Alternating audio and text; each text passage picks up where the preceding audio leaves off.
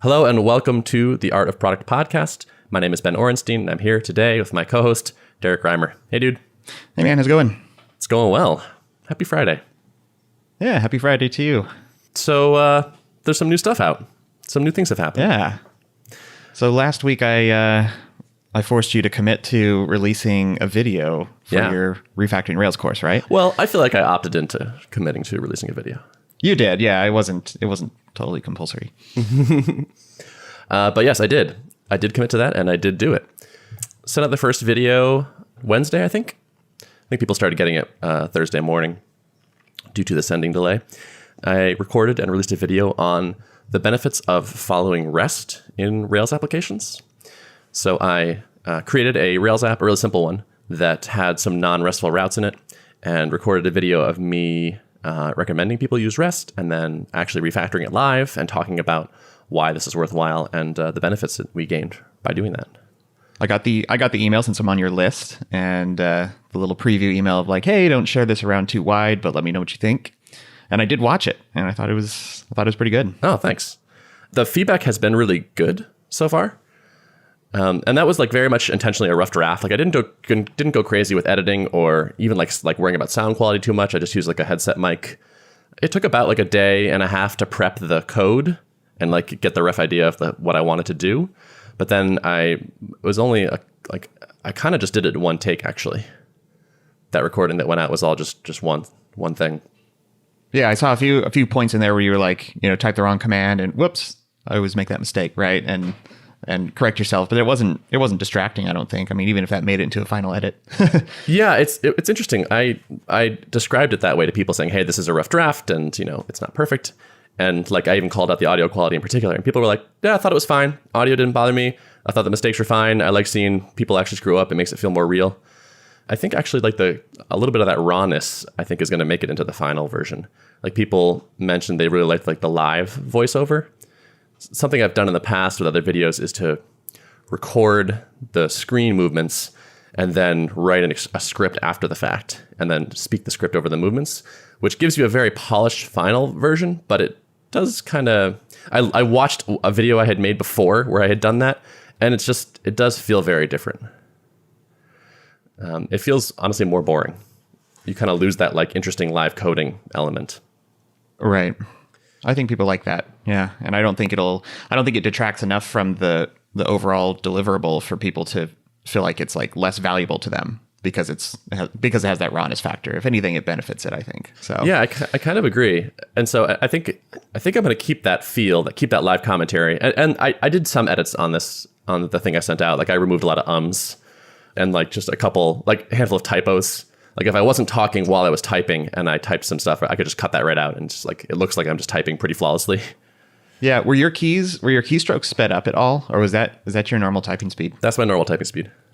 I was impressed. So one of my takeaways from the video is like, wow, Vim is pretty impressive. Like what I can tell, like when you know what you're doing and you're opening 2 windows at a time and 4 windows at a time and snapping between them, like yeah, I can definitely see the productivity gains from that. Nice, that's good. I was hoping some of that would come through, and a couple people referenced the same thing. And actually, somebody gave me a Vim tip. He was like, "Hey, I saw you do this thing, and there's a better way to do that," which was awesome. A couple people commented that they liked seeing how I worked and felt like they picked up a couple things. And yeah, I was feeling pretty good. Like watching it after the fact, I was like, "Yeah, there were a couple times where like because I had practiced the moves I was going to do, it's pretty dang fast." So that was cool. I think one note I would say is like the font size seemed small. That was one thing I noticed. I was watching on my phone and I was like struggling to see totally. text. Everybody says that. Yeah. I wish in retrospect I had sent it to like 20 people because basically everyone that responds says, it's great, the font size is too small. Sometimes you talk too fast. And those are the top 2 pieces of feedback over and over and over. But one thing I've learned is like when you email hundreds of people, sometimes they get back to you like weeks later. So I'm betting that like 3 weeks from now, I'll still be getting emails from people saying, I just watched it, the font size is too small. You should set up an autoresponder in your email that's like, search for the string font size too small and have a reply. I know.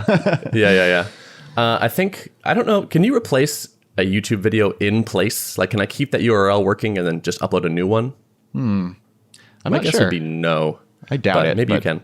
Yeah. So I'm already re-recording, rolling those pieces of feedback in. Mm-hmm. And so I have a much bigger font. I'm talking a little slower. I'm actually almost done with that recording, and I'm about ready to start editing it. Or I've already edited some of it, and I'm about to finish recording.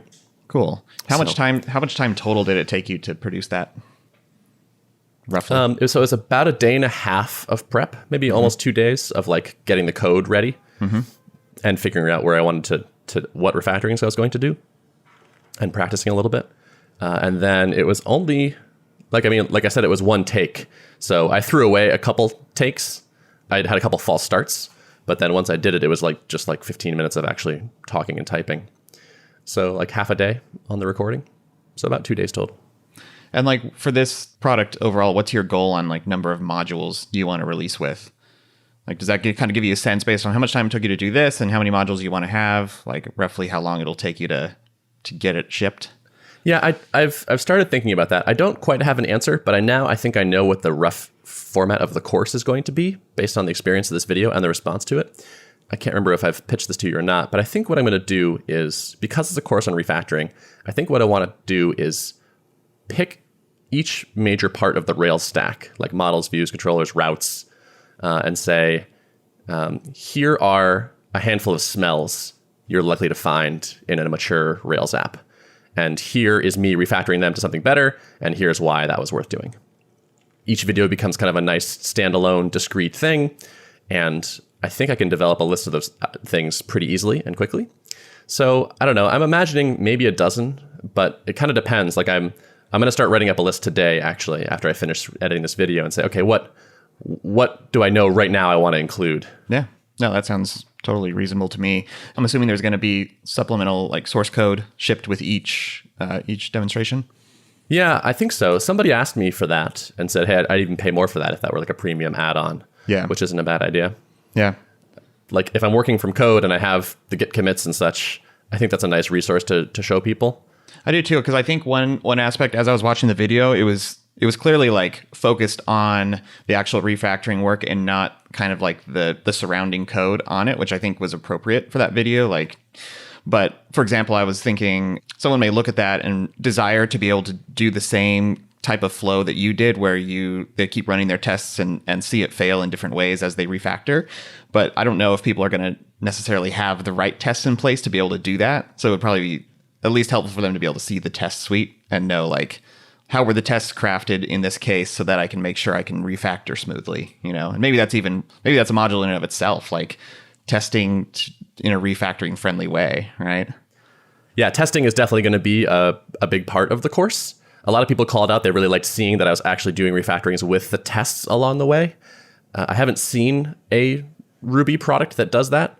There are some other refactoring resources out there, but it's not like, what should your tests look like while you're doing it? How do you refactor tests themselves? I think that's kind of under discussed. And like a big hairy test suite can definitely slow you down just as much, if not more, as having a big hairy model. So that's going to be a major topic for sure. It seems like that might even be a thing that people need to do, is like refactor some of their tests first so that then they can refactor their actual code smoothly, right? So that's a pretty big topic. Like if you have like, how do you refactor something that's not covered by tests right now?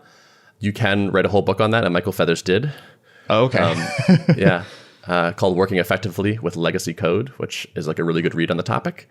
That actually would probably be worth doing at least one video on, because I bet there are a lot of people in that place, and I can at least give some high-level guidelines. It's not a situation I deal with a lot because I basically only work on TDD code, but I'm in a unique situation that way, I think. Any other thoughts you had while you were watching, or feedback, or? No, I think I jotted down a few things, and my two things were font size, obviously, which you've heard many times, and feeling like there were some existing assumptions made, like having good tests backing it. So I was like, yeah, I don't think you should have necessarily done it a different way, because to like go into like, here's how I crafted my tests would be kind of outside the scope of that video, I feel like. But just offering it at least as a supplemental so that people can look at it would solve that. And yeah, overall, I thought it was good, solid. Cool, thanks. That's a good idea. There, by the way, on Upcase, if people are in that case or in that situation where they want to learn how to do like the TDD process for Rails in general, Upcase has a course called Test-Driven Rails, which is getting updated right now. Like the one that's up there now is awesome. It's by Josh Clayton, and he's re-recording it and updating it for the newest version of Rails. And that's a really good overview of how do you actually start test driving Rails code. So if someone wants to go deep on that topic, it's worth checking out Upcase for that. Yeah. I noticed your tests ran really fast. Like the boot time was fast. Are you doing something special? Just using Spring. Okay. Do you use Spring on Drip? I don't think so. Okay. But I think we need to. Are you familiar with it? I've heard of it, but not too familiar. Yeah, it pre-boots the app. Its goal is to speed up your tests, but also like Rails console or running things like DB commands. It pre-boots the app and then I think just forks it each time. Got it. And fires commands at it. Is it buggy at all? Like if you edit some file in lib or something that like... Some of that creeps in every once in a while, but it has a pretty good list of default things it knows it has to reload when you touch it. So like for instance, if you touch routes, it reloads the app. And you can actually see that in my screencast that when I rerun my test after editing the routes, it takes a little extra time. I wouldn't work on an app without Spring. It's totally worth it. Yeah, I think we need the small amount of jankiness that you get is totally worth the time. Right. Also, you were watching me work on an app that had like no gems in it. Yeah, that's the other thing. I know, no models, effectively. Right. So it's always going to load faster than a real app. Sure. But which is perfect for my purposes because you just want the feedback. Totally. Cool. But I will say, like, even on bigger apps I've worked on, like with Spring, it's still, a second or two before the test starts running. Right. Yeah. Because if it's got a hot copy of it in memory, it's just like, all the time is spent just hoisting that massive payload of code into memory. Right. So. Right. Totally. Loading all those gems and whatnot. Yep. That's a perfect example right there. Like you said, like your tests run really fast. And it's like, I want people to see what it's like when I'm actually doing work on things. Because if you're used to like, oh, let me command tab away from my editor and go over to the command line and type like /spec/mod, like there's a better way, and I will show you. Yeah. I think that could be, well, maybe that's outside of the scope of this course, but like some of those like hacks on setting up your environment in a really best practices way. I'd love to see a blog post on that. Sure. I'm going to say it again. There's a lot of good stuff in Upcase. Like that definitely got covered a fair amount. I'm plugging Upcase. It's a good thing. Cool. Go it's a good to artofproductpodcast.com/upcase for your no, I'm just kidding. Yeah, for your affiliate links. Yeah. So next up for me, I'm almost done with the second pass. And I'm looking forward to like shipping that out again and saying, hey, I heard your feedback. Here's a new version. What do you think? And then I think once that's out, I think I will probably make it public because I want to make sure I'm investing sort of continuous effort in bringing new people into the mailing list. I'm up to about 400 subscribers on that list, and I'm adding about 20 a day on an average day without me doing anything. I tweeted once or twice this week about it, but mostly stayed quiet. And I'd like to get that number up. I'd love to launch to like 2,000 people or so, just a random number I pulled out of the air. I think by sharing some stuff that will help bump that number up, it gives something for people to share. Where it's like, hey, here's a good video, send it to your coworkers, and if they want to stay on the list, or if they want to hear more, they can get on this list too. Versus just like, please sign up for the course mailing list. And I also have some ideas of friends of mine in the Ruby community that I'm going to ask to maybe talk about the course or one of the videos or something like that. That's cool. Yeah. I was going to say right now is most of your traffic just kind of from sharing it on Twitter with your audience. You have a pretty fair-sized audience there, I would say. Yeah, just about. I think it's mostly Twitter folks. And I'm already seeing the thing where like I tweet about it, like the first time I tweeted about it, it's like a bunch of people, and the next time is like less people, and then it's kind of it's trailing off for sure. Yep. And the other thing I've done is I've ordered some stuff on Amazon. I'm upgrading my sound situation. Got a new mic on the way, which is supposed to help. Tom says will help reduce the room sound. Ordered a boom arm, or like one of those like microphone arms to clamp onto my desk, and so I don't need to have a big stack of books on my desk like I do right now to lift the microphone to my mouth. And then also, I think I'm going to work on reducing some of the echo in here. I have a bit of a minimalist decorating aesthetic, you could say. So bare walls and bare floors and such.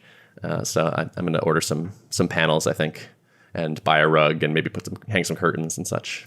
Nice. Which microphone did you get? Do you recall the brand? I got an Audio Technica ATR 2100. Boom, that's the one I have. Do you really? Because it's from Tom's recommendation. When I was going to start on giant robots with you, I did some research and I found this one was like, one of the top rated ones, and then he happened to recommend the same one. So yeah. Nice. Yeah, you sound good. So yeah. Cool. So yeah, so I'm looking forward to getting the sound really dialed into. Nerding out over that is always fun. Mm-hmm. Yep. But I'm feeling good. It's nice to have some momentum and positive feedback. Like I'm getting a couple emails every hour, basically saying like, I watched it. It's really good. I like it. I had a bunch of people say I'm ready to pay, or like I'm looking forward to what you're doing. Like I think you're onto something. So the feedback has been really solid. Good. That's got to feel good. So is like how's the psyche doing with the whole being solo? Yeah, doing well actually. I feel like I'm hitting a bit of a groove. Having the thing to focus on is really positive. I'm feeling pretty good about like knowing people at the co-working space. Like, I'm starting to be friendly with a handful of people. I don't know if I talked about this, but I joined so our co-working space has a rowing team. Yeah, I think you mentioned it. I don't know if it was offline though, but yeah. Yeah, so we do, which is such a New England thing to have, but we do. Totally. And I joined it, and which is nice. We have practices once a week. And there's 8 people in a boat, so 7 of the people in the co-working space I now know a lot better than I did, because you do the practice, and then like everyone has beers afterwards, and that's helped a lot. Just being part of a group and knowing those people a little bit better. So yeah, I think I'm in a decent place. Good. Feels good. Any specific goals for next week that I can hold you to? Yeah, I want to get another video out. Okay, another video for sure. It's looking like. Not next week, but the week after. I'm probably going to take that whole week off. It's the week of the July 4th. I'm going to go down to Martha's Vineyard with my family, and then I'm going out to Vegas with my quartet. There's the International Barbershop Competition happens in Vegas once a year. We're not competing, but we are attending. So I'm going to be gone all week. So I'm going to try to get 2 videos done next week, actually. I think I'll have my process dialed in to the point where 2 is a pretty reasonable thing for a week. And I think I have the topics in mind, so I think that's feasible. Very so cool. Let's say that. All right. Sounds good. So what's up with you? It's been a good shipping week again, similar to last week. Yeah, I got to say, following up on the thing I mentioned at the end of last episode about dialing down my notifications on GitHub, life-changing. So good. I should have done that a long time ago. As far as I know, I haven't missed out on any vital conversations, but now anytime I pop open to my notifications tab, there's just a nice short list of relevant things for me. So, and so what did you do again specifically? What did you change? I unwatched the main drip repository where basically all the issue and pull request activity happens. So GitHub, their notification system's kind of a little bit wonky, but basically when you watch a repository that says, I want to receive all notifications about any activity that happened. Whereas if you unwatch it, but you're still a member of it, then you'll just get notified when someone mentions you on an issue or requests a review, or if you comment on an issue, you are now subscribed to that issue. So any further activity on there, you'll be notified of. So it's basically like if someone submits a pull request and doesn't mention me, or someone files an issue and I'm not particularly mentioned, then I won't receive a direct notification about that. That's been really good on my clarity, and I'm wasting a lot less time going through and clicking each notification to see if I actually need to be involved or not. Nice. Yeah. You're letting people opt into having you involved. Yeah, exactly. I like that. You're pushing trust out to the edges that way. Yep. And I've had to, it's taken a little while to get my team accustomed to using kind of the new tooling that GitHub's offering, like the requesting a review on a pull request. And before we were just relying on at mentions and comments and stuff to do that. But now that there's more actual built-in machinery around that, nowadays I tell my team, if there's something you want me to review specifically, then make sure to request it, because I keep a bookmark to the filtered list of pull requests that are specifically requesting my review, which you can do now. So rather than relying on notifications, I rely on the state of what pull requests are in. And if they're in a review requested state for me, then I can just always go and pop that open when I need to and see my queue of things. In general, I think this is a big productivity thing. You should never have to rely on a push notification of some kind to know that there's something new for you to do. Instead, you should always like try to get things into a state where you can go and like view a list of your inbox of things to do. And so any place I can do that, I always try to do that. And GitHub was kind of the last remaining one where I was kind of relying on notifications to follow up on things. Yeah, I like that a lot because you're asynchronously building a list of work for you to then go process when you're ready for it versus like stuff just showing up in your face with a sense of urgency attached to it. Yep, totally. Nice.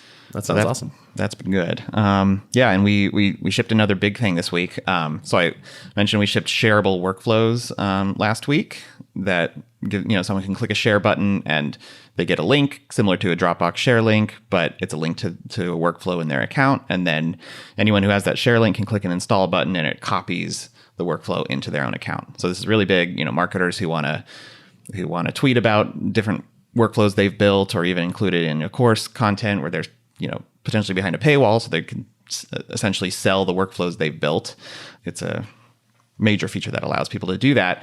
And now we've kind of taken it to completion by allowing you to embed a workflow on your website. So if you're publishing a blog post or something and you want to, previously people would just screenshot the workflow and paste a static image of it. And now it's like we have an embed widget. You can just paste a little snippet of code and it has an install button that's automatically your affiliate link. So nice. Yeah. So if I forgot you had affiliates. Mm-hmm. Yep. Nice. Yeah, and our commission is higher now than it used to be. I can't remember what the exact number is, but it's pretty That's decent. Right. Yeah. Cool. So that sounds like a win for everyone. Yeah. Felt really good to ship that. It's been in the plans for a long time, to be honest, but it just finally made it to the top of the queue. So yeah. I guess I imagine you're tracking some usage numbers around that. I actually was just thinking about that today. I mean, we can pull some stats out of like low level logging and stuff, but I do want to get some specific tracking around like how many people are sharing links and then how many of those links are being interacted with and workflows being installed. It would be nice to have that aggregated in an analytics dashboard of some kind. Yeah, and if I click the install link as a non-subscriber, does it take me to like a thing and say, "Hey, you're almost done installing this, you just need to sign up"? Yep, it does. Nice. Yeah. Awesome. That seems worth tracking for sure. Yeah. Which I think probably our analytics team could at least piece it together based on referrers and stuff, but I should at least double check with them because that would be a good path to track for sure. Yeah, my intuition is that this is going to be a big channel for you, but so I'd be curious to hear if it gets borne out. Yeah, I would be too. Yeah, so I think some emails went out today, so it's kind of early on, but we'll see what the impact is. People seem to buzz about it when they realized the feature was there, because we kind of, as we typically do, we just soft shipped it, and some people noticed it, and they're like, "Oh my gosh, you can do this now!" So that's been good, and also doing some strategizing this week on our back end kind of re-architecture of our infrastructure that we're starting. I've alluded to it quite a bit over the past few months, but we're actually starting to get some concrete work in on that. So that's been really fun too. The guy we hired who started last week is kind of starting to spearhead efforts on figuring out how to make our delivery system scale. That's like one of the most critical systems, obviously, in Drip. So we're looking at using right now some technology. We're looking at using our DynamoDB, which is a service from Amazon that's basically a infinitely scalable database system with its own kind of set of constraints. So like there's limits on the payload size you can push into there. It's a document store similar in some ways to Mongo and more similar to Cassandra, if you're familiar with that. So it's like there's more constraints on the data you push in and the way you can query it out, but in exchange you get a lot more scalability. So who do you use like a third party email sending service of some kind? Yeah, so we use SendGrid okay, for all of our sending at this point. And yeah, so what we're looking to do is we want to be able to increase our throughput of sends to SendGrid. Because right now they have a rate limit of like 3,200 requests per second, I think. And we're not anywhere near that at this point. So like the faster we can render our emails and then make a bunch of, API calls in parallel out to SendGrid, the better off we're going to be. So what does an average email sending day look like for you, roughly? Like how many emails? I think we're just over 100 million emails a month sent. Jesus. So, Yeah. Wow. Yeah. So the database would hold like the task of sending the email is the idea? Yeah. So right now, everything is obviously stored in a master like Postgres database. And so when we render emails, we need to go through like pulling out all the subscriber data that needs to be basically rendered into these emails, like custom fields, tags, all that kind of stuff. So we pull out all the subscriber data, and then we have the copy of the email, the raw template, and the email body that has liquid in it that needs to be rendered, right? And we churn through every single recipient and render their unique copy of the email, and then we do an insert into the database, and then we have some jobs that are responsible for pulling out deliveries that are due to send and actually making the API call and then flagging them as sent. So if you think about it, there's like all these job servers that are designed to pull the stuff out as fast as they can and send them. But if there's any kind of latency or bottlenecks happening at the Postgres level on that one deliveries table, then everything can just kind of end up running slower. So like when we'll notice patterns, like when load is pretty low, when there's not a lot of other database activity going on, then emails will send faster, like just everything will process a bit faster. But when it's under considerable load, there's a lot of inserts and selects happening at the same time out of that table, then we start to drop on our throughput. I see. And you want to keep that super high so that it feels responsive, like you say. Send this broadcast and it goes out right away. Exactly. Yeah. So we're making kind of our first foray into a microservices architecture, which is it's fun to kind of work on thinking through how, looking for the right boundaries between different systems. And we're gonna dip our toe in it very cautiously and start with basically sending data to two places to start with. So we're going to keep our existing infrastructure going, but then we're going to say like, all right, we can turn this on for one account where now anytime we need to send emails, we're piping that data also to our microservice that's responsible for, storing the delivery data in Dynamo, and then, maybe using SQS or something, and with potentially an Elixir service to pull that data out and, send it in a massively parallel way. Obviously, we won't be sending from both systems at the same time, but just dipping our toe in the water and trying to go like as gradual as possible is kind of the game plan. So yeah, I would second that. That sounds like a good approach. Yeah. I'm a big fan of the monolith until absolutely necessary to give it up. Yeah, me too. It has served us really well. Yeah, and this feels like a good, like you actually are motivated by real concerns, not like we'll probably have to scale this. It's like we actually are hitting constraints here. And also, it's like it feels, from my end, like a well-defined problem. Like you can draw a box around that process and probably make it a service without feeling too much pain. Exactly. Yeah. And we had like kind of a realization. Like I was originally thinking of it. Like I tend to think of things from a monolith standpoint, just because that's the way we've been operating this whole time. But so we're originally picturing like, all right, maybe we should start using Dynamo because it has better scalability properties. And initially I was thinking that we would be making calls directly to Dynamo from our Rails app. But the more we started thinking about kind of the way to divide this up, it's like, I think the Rails app really should not even be aware that Dynamo exists. We should start thinking of the delivery system as its own service. And, it should have its own queuing mechanism and its own way of communicating with its own data store. And, as soon as we started going down that route, it started feeling much like if we can just treat certain sections of the system as a black box and they don't know each other's internal details, which is kind of microservices architecture 101, right? Then things really start to feel better. So there's a Rich Hickey talk that I saw. I can't remember which one it is, but he is a big fan architecturally of throwing queues in between pieces, because a queue does an awesome job of just separate, like making sure you can't like get details bled between the two things. It's like I'm putting this thing on a queue. It's a conveyor belt. I don't know where that conveyor belt goes, and the thing on the other side doesn't know where the conveyor belt comes from, which means you can change either side, and hopefully nothing will blow up. You'll probably inevitably end up with some coupling between the systems, but yeah, hopefully a minimal amount. But it should stick out pretty blatantly if you do have coupling. It should. Like, I feel like setting it up architecting it in that way will make it painfully obvious that you have some coupling where it maybe shouldn't be, I guess. Although I'm thinking kind of like almost like the schema of the fields you send over, for example. Oh, yeah. Like that'll have to match, right? Right. Yeah. So I think there's going to be unavoidably some coordination required to make Right. certain changes.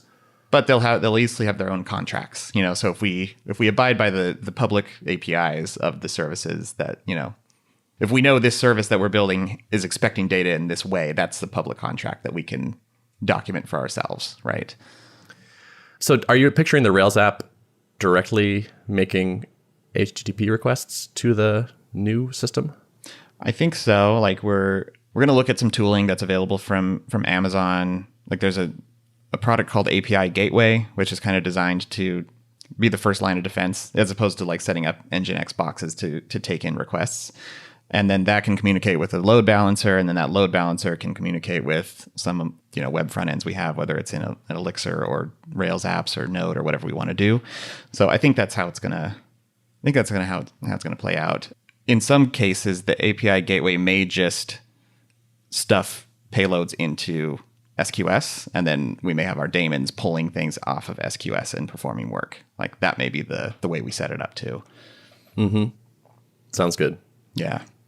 Queues are great. Queues everywhere. Yeah. Throw a queue in it. Yep. It'll be fine. That'll solve all problems. Cool. Well, hey, congrats on shipping the workflow thing and making some progress on this too. That sounds cool. Yeah, thanks. And I want to give one last mention. I discovered a new podcast that has been nice. really fun to listen to. It's called How I Built This, and it's produced by NPR. I think it launched maybe fall of last year. And basically they're pretty short episodes, and they interview founders of companies, many companies that you've probably heard of. And some of them are technology and some of them are like totally not technology, brick and mortar. So they have the founder of Samuel Adams Beer. They have Patagonia founder. These stories are just fascinating to listen to. Like I'm starting to pick up on some themes from all these different companies and their backstories. Every one of these founders is insanely scrappy at the beginning, right? Like most of them didn't have an easy ride. Like we all know that it's a myth that, overnight success really almost never happens, right? Hearing the stories of scrappiness and how they dealt with failures and pushed through them. Like I think many of these businesses probably would not exist if they had let early failures get them down.